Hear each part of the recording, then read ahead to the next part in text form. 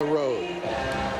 124 to 116, our final. We go back to the studio for Wizards Extra with Frank Hanrahan, Corey Alexander, and Bram Weinstein. Magic over the Wizards tonight by 8. All right, Buck, we see John Wall walking off career high 52. Certainly not enough. If everybody came with what Wall had tonight, things would be better for the Wizards. Right now, things are not good as they lose 124-116. Hashtag WizMagic. Get involved. We're back in 2 minutes. Plenty to dissect as the Wiz fall at home to Orlando. Wizards Extra comes at you next here on CSN.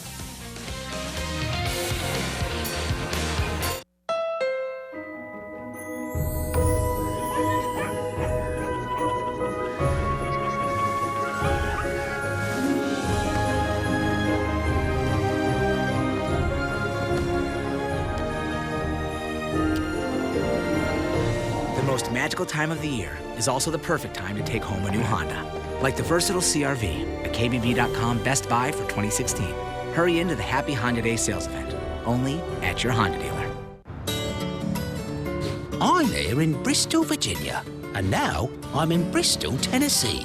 On this side of the road is Virginia, and on this side, it's Tennessee. No matter which state in the country you live in, you could save hundreds on car insurance by switching to Geico.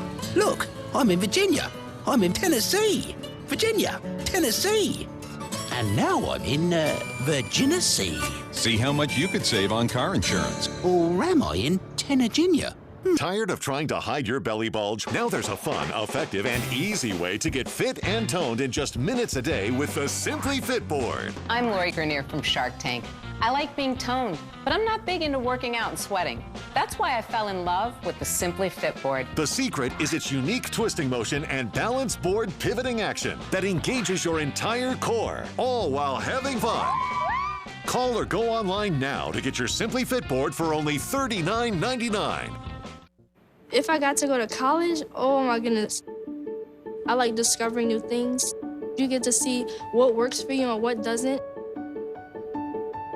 That helps you evolve as a person. You get to make like a supernova of skill or talent or whatever it is.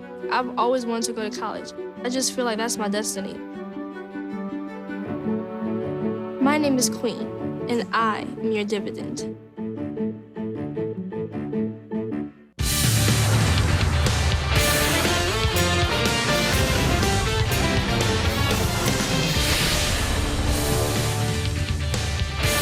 It was not the Wizards' night. John Wall played his you-know-what off. That turnover there by Wall.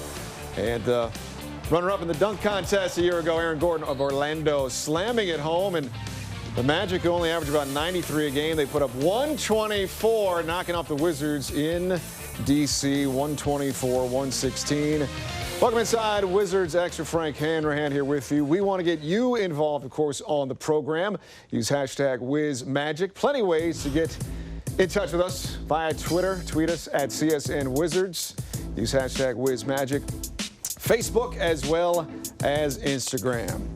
Bram Weinstein, ESPN 980, Corey Alexander, and our insider Jay Michael down at Verizon Center. The Wizards, why did they lose? Corey, we'll start with the former baller in you. Orlando, man, they came in. I think I underestimated them, and they took it right to the Wiz Kids. You underestimated them. Bram and I, Jay Michael, we did not, because we knew what Orlando was capable of defensively. However, offensively, none of us were expecting 65 points in the first half, and no one especially was expecting 124 points in this game for the Magic offense, which only averages 93.2 points per game. So, 30 points over their average. And have to give Orlando credit, but also you have to look at the Wizards' defense. Were they locked in today to the defensive game plan? I think not.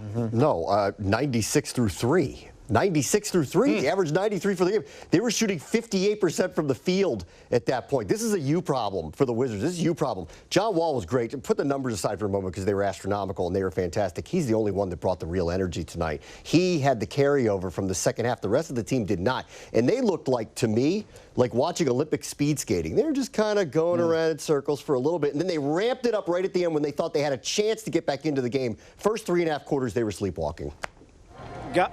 Guys, I'm going to go back to what Randy Whitman would say last season.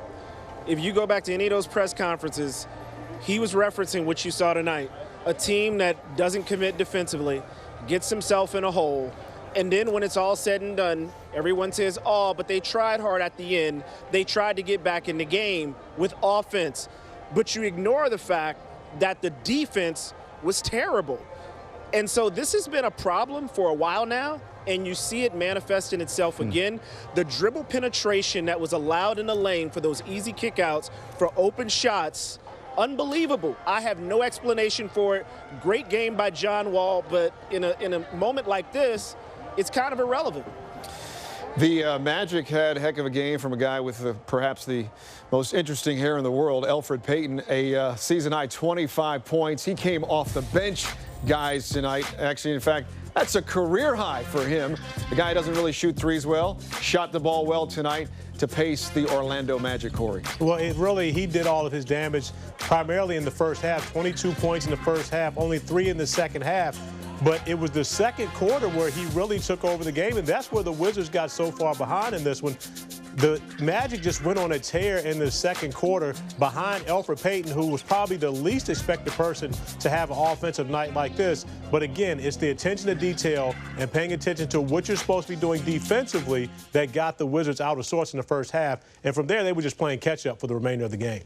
Look at the looks he was getting. They're wide open. Literally wide open. At one point in this game, the Magic were 11 of 21 from 3. 11 of 21. You saw the looks they got. These are NBA players. These are NBA shooters. This is a bad offensive team that typically locks people down. They got free reign to shoot wherever they wanted. And as J. Michael pointed out, as I pointed out earlier, it took until the middle of the fourth quarter for the Wizards to realize they had a shot to win this game. The energy just was not there. Was that tired legs for Brooklyn? I don't know. But this was this opportunity game to start getting a run for them, and they let it slip away badly tonight.